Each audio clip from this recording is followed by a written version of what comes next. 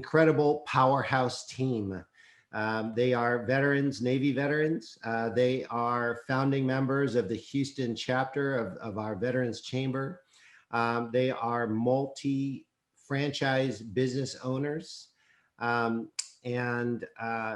They also co-own their own business, Results Extreme Business Solutions.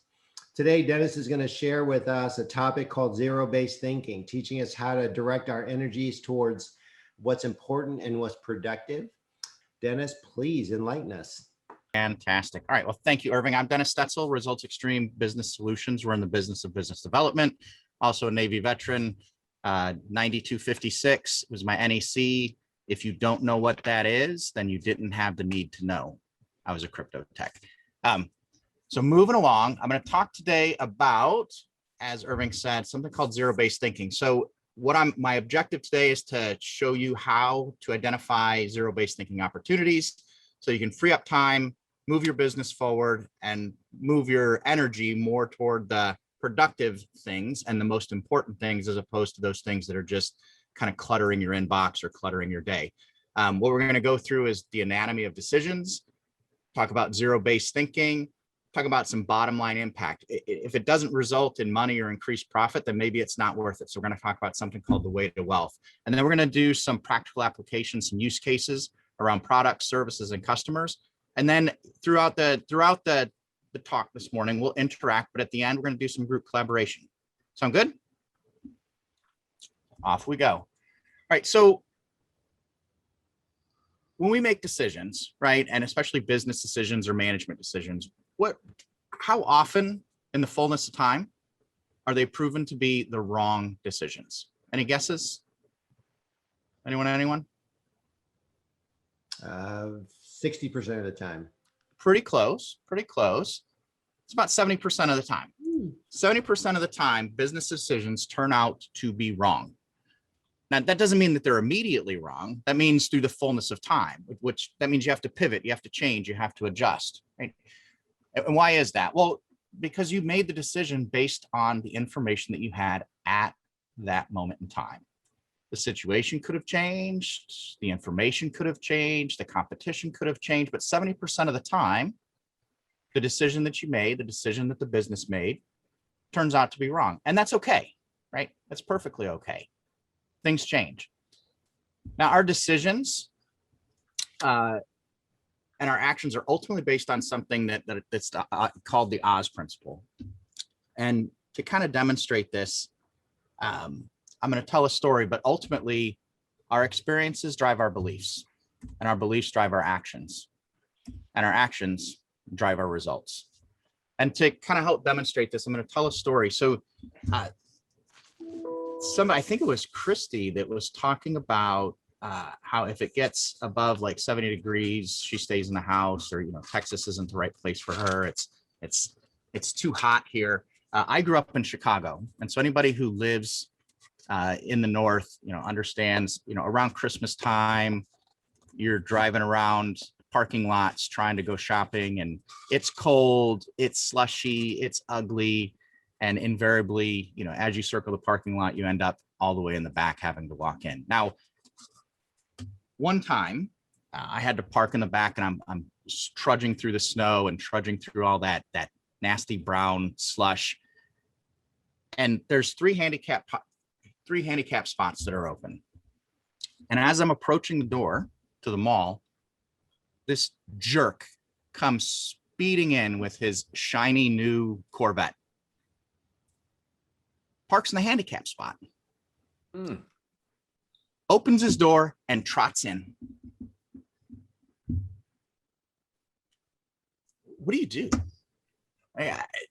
Clearly he's abled. He doesn't have the handicap sticker. He doesn't have the plate. He's clearly abled. And he runs in. What do you do? You keyed his door.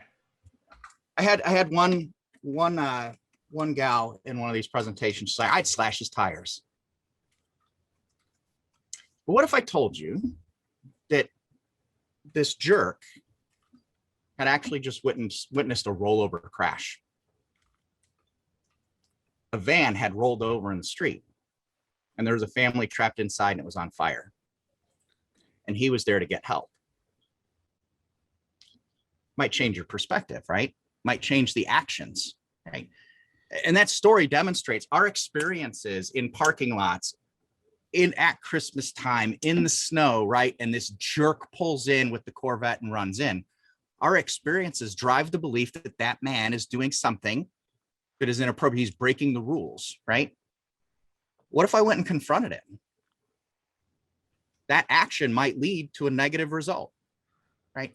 So when we're making decisions in business, it's based on our experiences, it's based on our beliefs, and it drives our results. And 95% of what we do, our actions, are determined by habits. It's the things that we do every single day, right?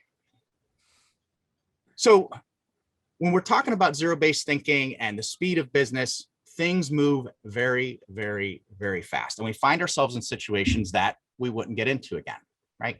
So in the context of zero-based thinking and making decisions, is there anything that you would say, you know, knowing what I know today, I would never do that all over again.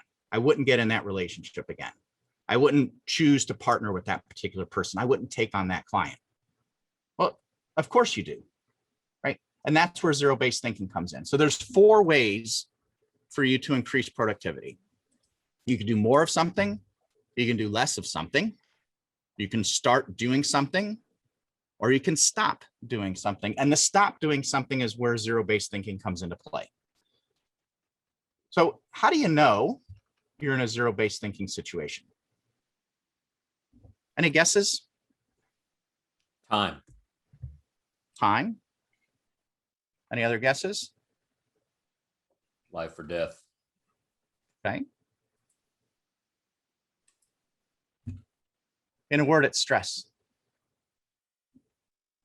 Anything in your business that's causing you stress means that there's something that exists within your business ecosystem that's causing you stress.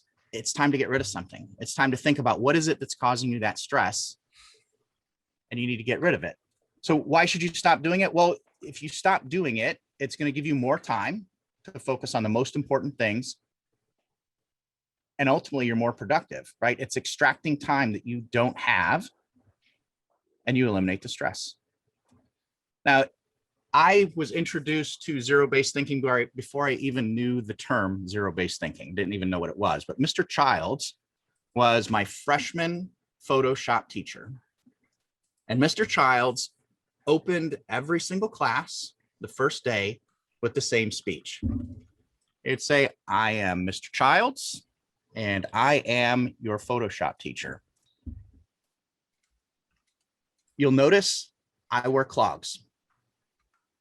I wear clogs because I don't believe in stress. Clogs, other shoes have shoelaces. You have to tie shoelaces. That causes me stress. I don't tie shoelaces. Socks, you have to match socks. You have to wash socks. I don't wear socks. Socks cause me stress. Therefore, I don't do it. You'll notice I have a beard. Shaving causes me stress. I did have a wife. Don't have one anymore. Why? She caused me stress. The difference between an A and an F, there isn't. It's 3 lines. If you come to class, I don't care. If you don't come to class, I don't care. It's up to you. Because for me, it doesn't cause me any more stress between an A and an F. That's your decision.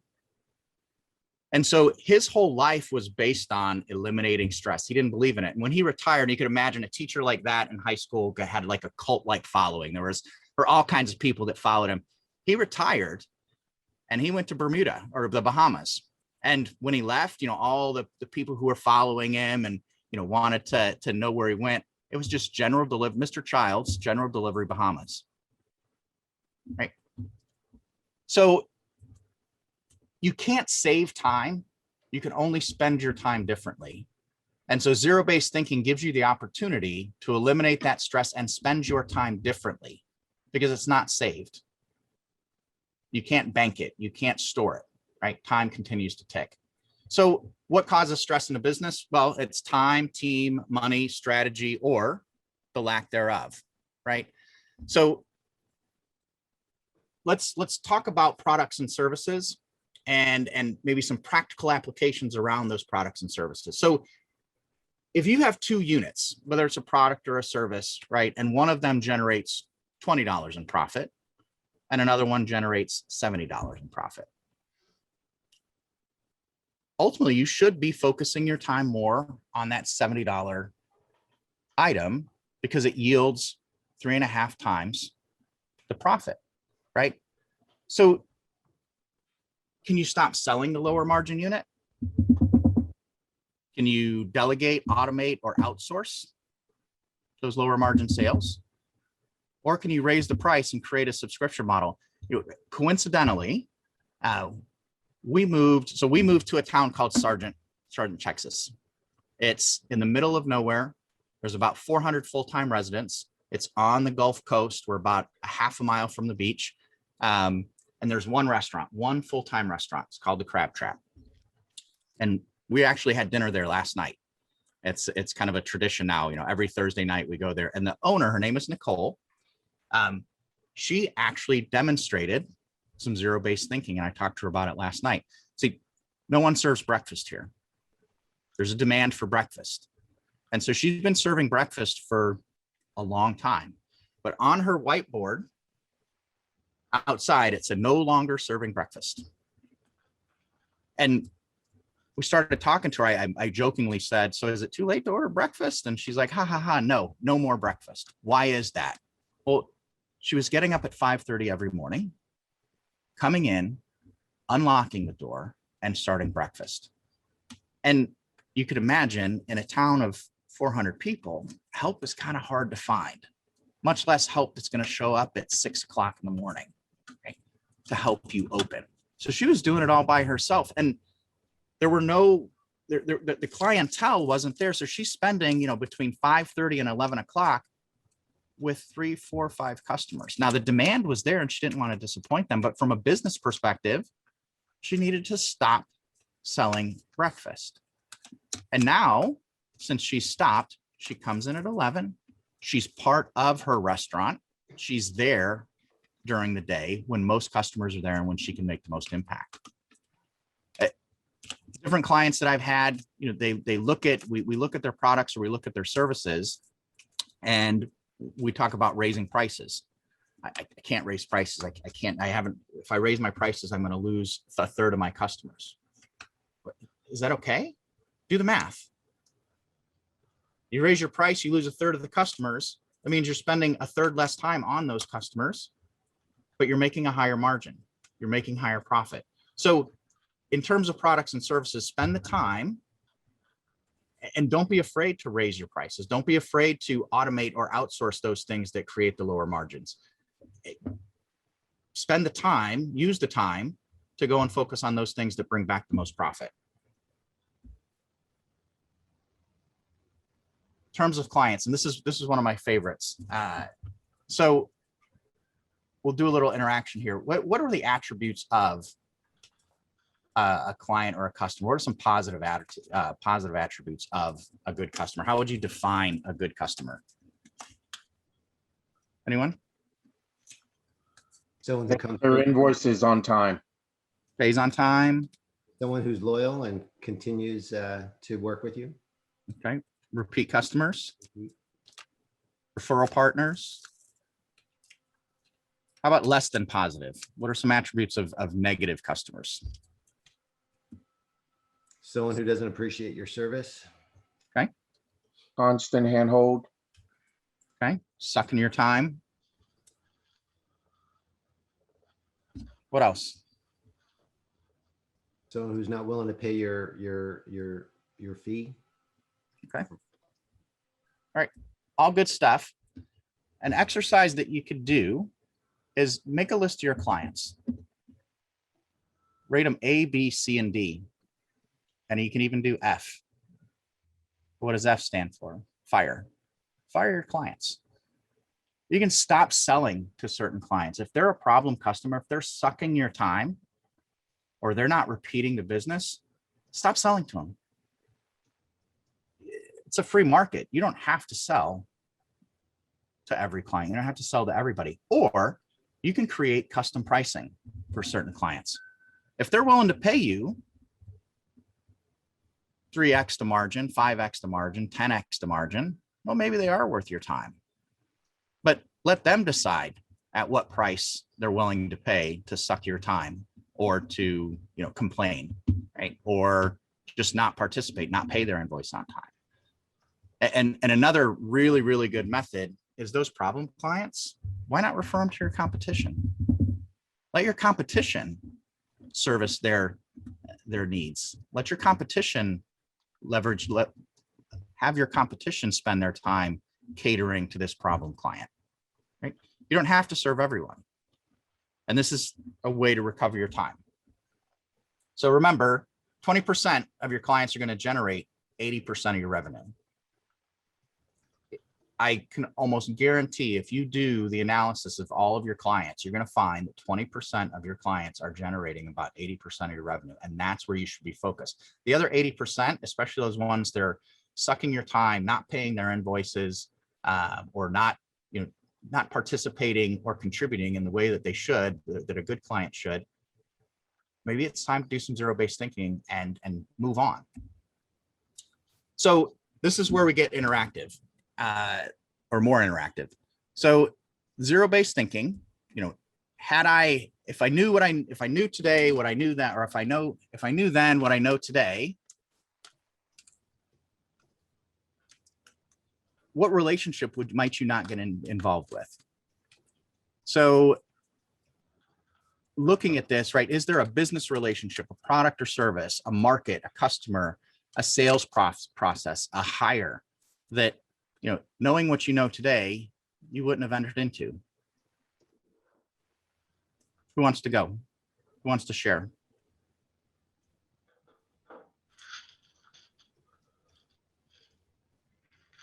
Nobody wants to share. I'll share. All right, you share. Go for it. Okay. We have certain corporate clients that order vehicles at times. And there are those that are actually our largest customers. Alex, is it on warranty? Just send it. They're the best customers to have. Then I've got some others, and these smaller companies, and it's been tough because they want one or two, and they're demanding the world. And sometimes, especially now, we don't have the personnel to do all the detailing that we used to do. So I'm at that point. I'm going to refer them to somebody else. So listening to this right now is probably the best thing ever. So although I'm sure I'm going to have some fight back on some levels of management, but I'm going to refer them to another dealer. So Yeah, and then right at that point. Go ahead. I'm sorry. No, you're going to talk about Alex's clients. I have an example to share as well, but why don't you finish with Alex? Oh no, I was going to ask. So, and then where are you going to spend the time now that you freed that up and those clients are going to be referred elsewhere?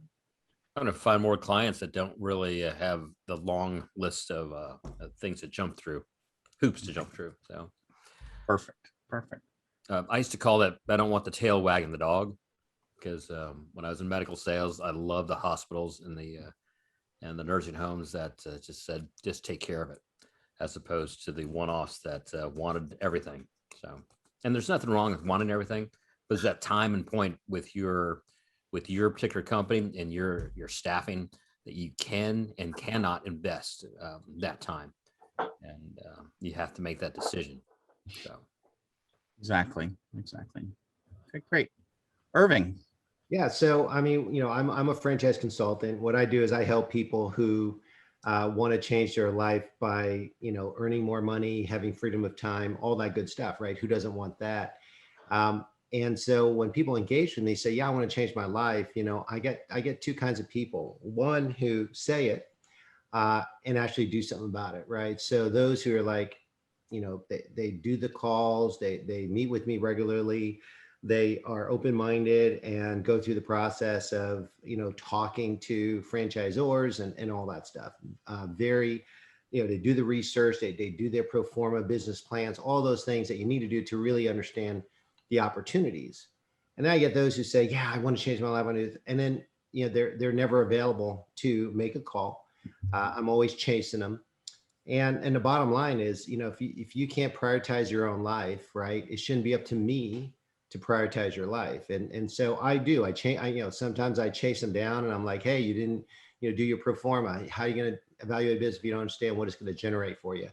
And the reality is, if people aren't going to take control of their own life, right, how are they going to be a good business owner? If they can't even manage their own time, they can't make themselves a priority, which is the problem with corporate America. It forces you to, just make them priority versus you priority, right?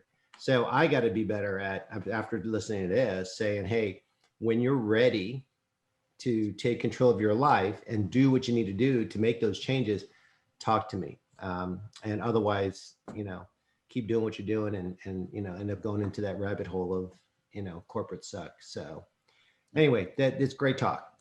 Good stuff.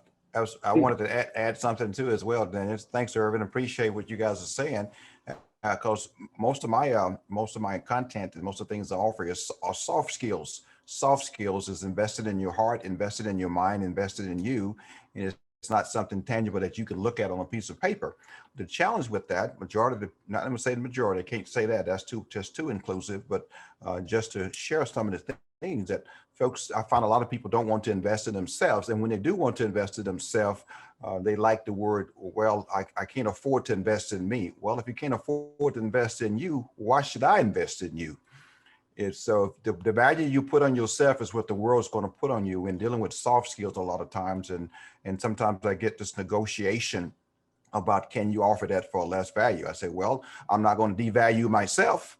Absolutely. So my time and my content and my resources is based on what I invested in me to be able to invest in you. And I'm not going to devalue that. So why are you not putting a higher value on yourself? And so kind of like what Irvin said, if you're not willing to get your act together, get your life together, why should I spend my time continue to doing that when you're not willing to invest in yourself? You hear a lot of people talking about that.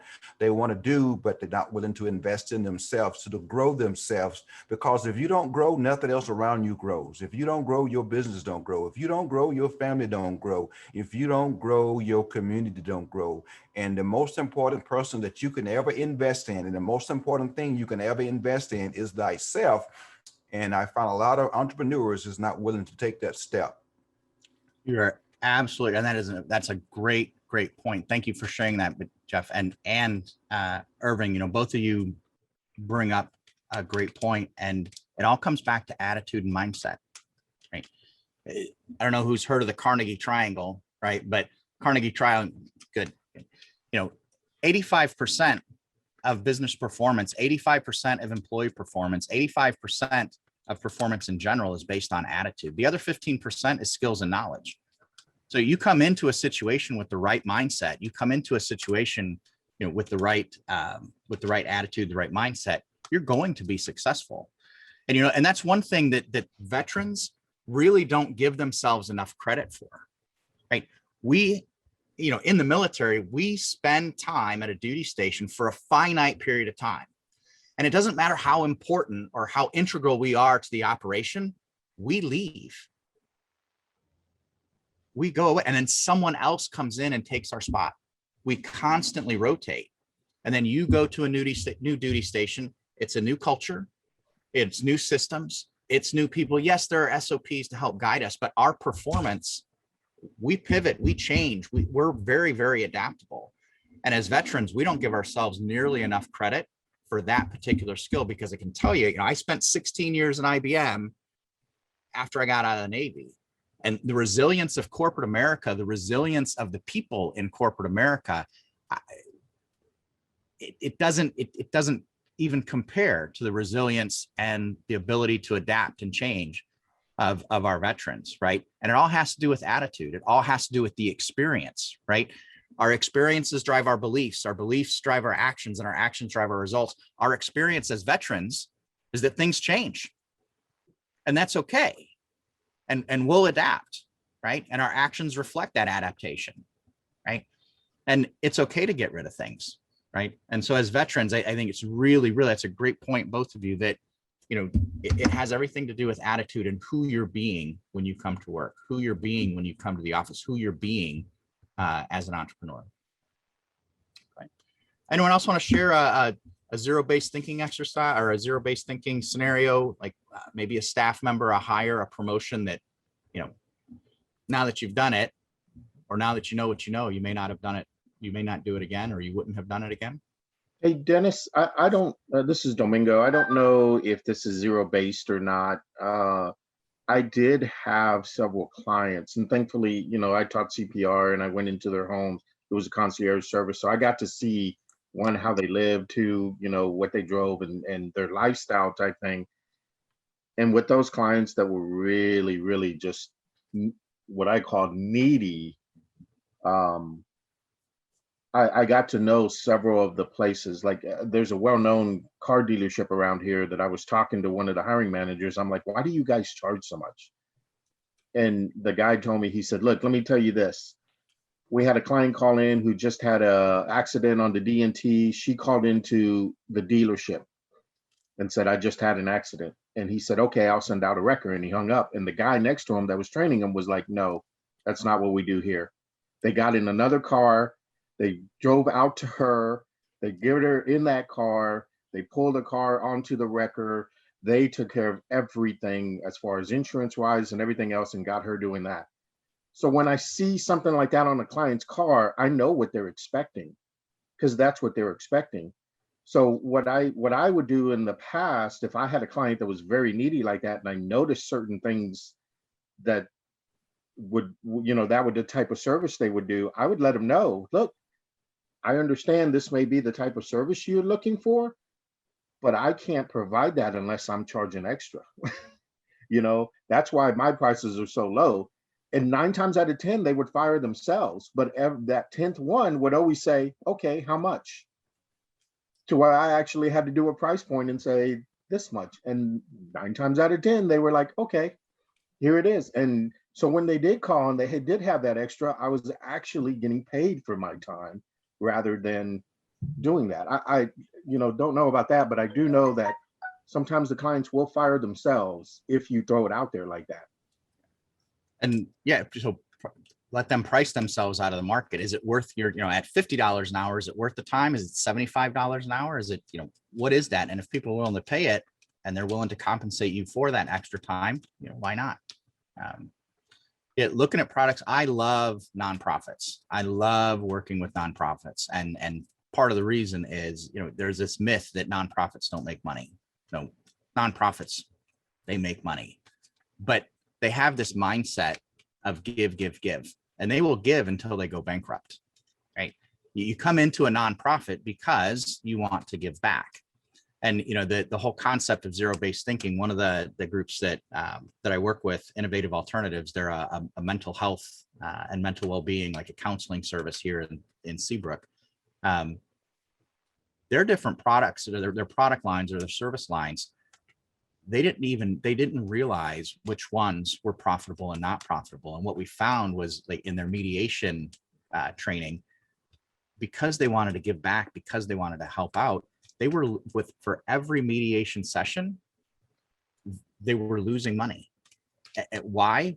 Because they had 2, 3, 4 counselors involved. And so by making a small little tweak, they could still offer mediation, but by eliminating the additional counselors, they turned that particular offering profitable. And then looking at all the other offerings, they found that there were a couple more that even if it was one counselor, they were not charging enough. So every single time they did one of those types of sessions for victim assistance, this particular line, they were losing money, every single one. And so they raised their price. And the CEO, she was beside herself. She just couldn't believe that she was going to raise the price. She couldn't believe no one's going to come back. We can't give to the community. But you know what? They did. And, raised the prices, got the profit margins where they're going to be. They went from being in the hole just by making a couple of tweaks, eliminating a couple of the counselors in these mediation sessions and raising the price in this particular victim assistance program. They went from being in the hole and in the red, that this year they're up 114% just by making those 2 tiny little tweaks, right? Any other examples that anyone wants to share by, eliminating those things that are wasting time, or eliminating those things that are causing you stress?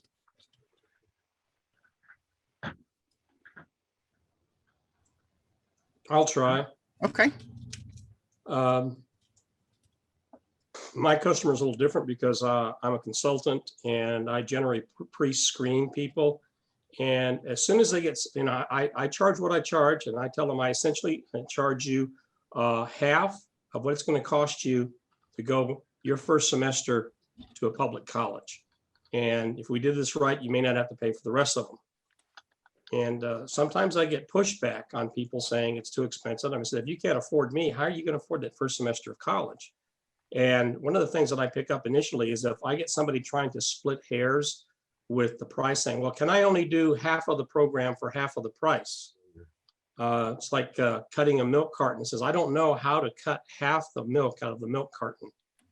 And I said, you're trying to split hairs. And if you're going to split hairs, as far as I'm concerned, that means you're going to be a troublesome client, in the sense that you're going to expect full service for half the price. You're going to sharpshoot me, nitpick me, that kind of stuff. And I says, I actually tell them in an email. It says, I need somebody who's going to buy into the system and be supportive, not somebody who's going to sharpshoot and try to split hairs. And I'll tell them in an email, says, you're not the type of candidate we're going to need. And I would suggest you go someplace that's going to be more compatible with what you're willing to pay. Absolutely. Now, I do have clients who, who don't do what they're supposed to do. And I send them, I says, okay, if you really don't want to do this, you just need to tell me now, because we need to quit wasting your time, my time, and your money. Exactly. Yeah. Oftentimes, we're afraid to turn people away because, the philosophy being, anyone with a checkbook and a heartbeat is a good customer. But if, that person with that checkbook and the heartbeat is sucking your time, or, creating stress in your business, you should just steer them in a different direction. Miranda, you sent me a direct message and said you wanted to offer a different perspective. I'm curious and looking forward to hearing what you have to say. If you want to come off mute and share. Yes. Hey there. It's not very different. Consider offering something to your client for free that demonstrates the value that you offer. We're saying we're valuable, our services are valuable, but for them, there's no truth to that. There's no evidence of that. But if you offer them a sample, like you're going through the food court at the mall, they offer you a sample, you take a sample, and you're like, yes, I want to buy dinner. I want to eat lunch there. So if we offer them a sample of our value and then ask them, are you interested in participating in the whole program? Do you see the value that my program offers you? Like put the ball in their court. So we don't want disgruntled customers. We don't want them to talk to their family and friends and they talk about their reluctance and how they are questioning the value. We want to show them the value, ask them key questions, and have them say to us, yeah, that's good. I want more of that. I'm Miranda Kennedy and I'm done speaking. Thank you. Okay. Thanks, Miranda. Yeah, and that's from a client acquisition perspective. That's a great way to demonstrate value and pull people into your circle and you're planting that seed for additional clients. Okay. Anyone else have an example they want to share? I see a hand up. Looks like Stuart. I think what Miranda is saying also is behooves each of us in our businesses to make sure that our connection through social media it goes in the right direction too, because very often what we provide through social media in promoting ourselves and what we do and our businesses is that first step. People like to Google, they like to investigate a little bit. And what you present there is the juice that says to them, I want to learn more, so I'm going to pick up the phone and call. So, that's another aspect of how we put ourselves out there, is to make sure that the first step says the best about us that we possibly can say. Stuart, you're exactly right. I do believe that before anybody makes a decision nowadays, they're looking at 3 to 10 different websites, Facebook entries, Instagram, Pinterest, whatever else, before they actually contact that particular vendor. And for product and service dependent, freebies can be great, but in my line of business, they're dangerous. And be particular about the target market or the people that you're trying to attract, right? Because you can't be everything to everyone. Right. So, build that avatar. Who is your best client? So let's say, we'll give it a name. I'll pick on Christine again. So Christine is my ideal client, right? I want more Christines coming through the door. Christine is my best client. She pays her bills on time. She participates. She does her homework ahead of time. She shows up ready for the session. She's interactive. She refers me to other people. Christine is the perfect avatar. Build that avatar. Where does she live? Who does she talk to? Where does she shop? What does she read? Right? Because I'm going to build trust, and I'm going to become part of Christine's, targets, her circle, because I'm speaking the same language. I'm going to attract more Christines. I'm going to attract more of those avatars, those people that are my ideal client. They're going to come through the door because I've become a subject matter expert in her field. I've become a subject matter expert in where she lives, where she works, who she interacts with, right? But then again, and Christine, I'm going to go a different direction. What if Christine is a horrible customer? What if I don't want to service Christine, right? I want to do what I can do to stop attracting people like Christine, right? I don't want to be in her inner circle. There's a good book, and Trisha touts it all the time. It's about who's in your room. Those people who are around you, you become the average of the 5 people you hang around with most. And that includes your clients, right? That includes your suppliers. That includes your customers. And so, be careful about trying to be everything to everyone. Social media is a fantastic way to spread the word. Just make sure that you're spreading the word to the right people, and to those people who are going to bring you, those positive profit margins, and bring you the avatar that you're looking for, right? The positive aspects of Christine, not the negatives. Right? Any other input from anybody? Dennis, just to take that one step forward, I would throw the question out to everyone. What is the best and cheapest form of advertising for your business? Your clients. Mouth.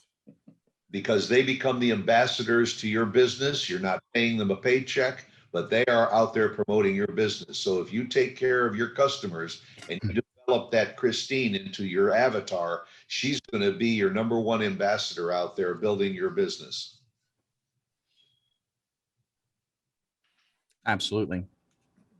Hey, Dennis, you mentioned, I think that book is by, you said Know Who's in the Room, is by this person that started BNI.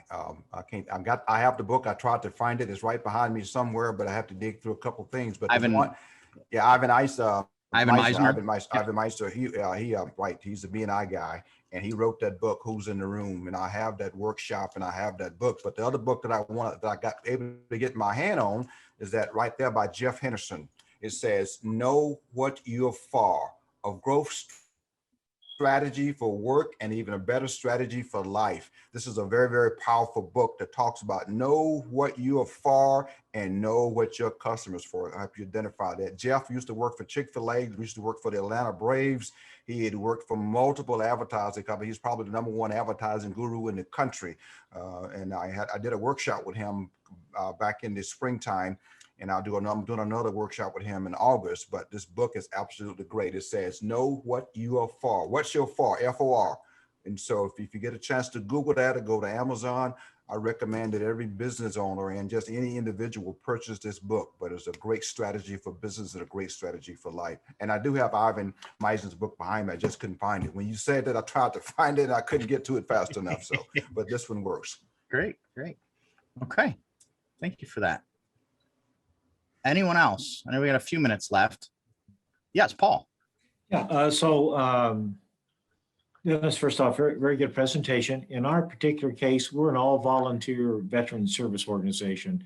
So we don't charge anything for anything. And we do have clients that are tougher than others, and I'd like to get rid of them. But on the other hand, that defeats the purpose of what we're doing. Big challenging clients are when we meet their expectations, we are extremely satisfied. But on the other side of the coin, how we do survive is on grants. And I think you pointed out a pretty good point. There are some grants that are easier and more profitable to us than others.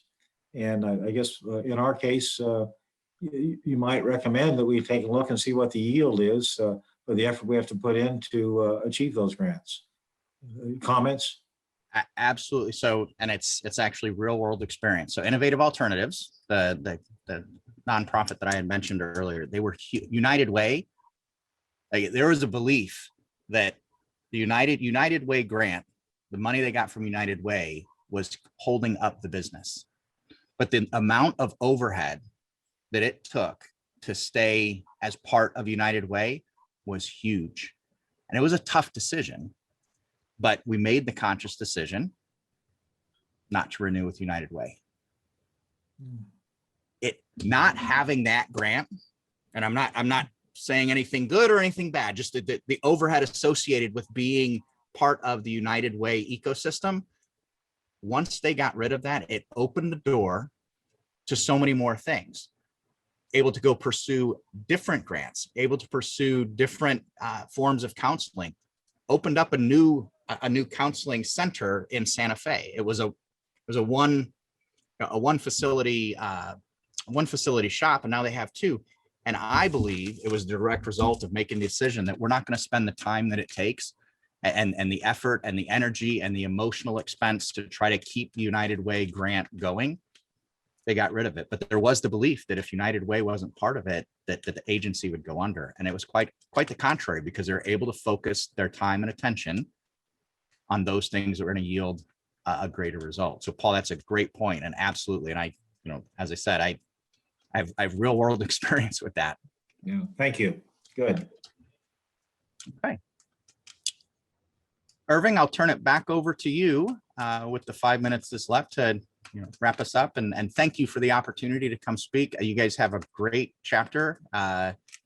Looking forward to the Houston chapter growing to be this big and this participative.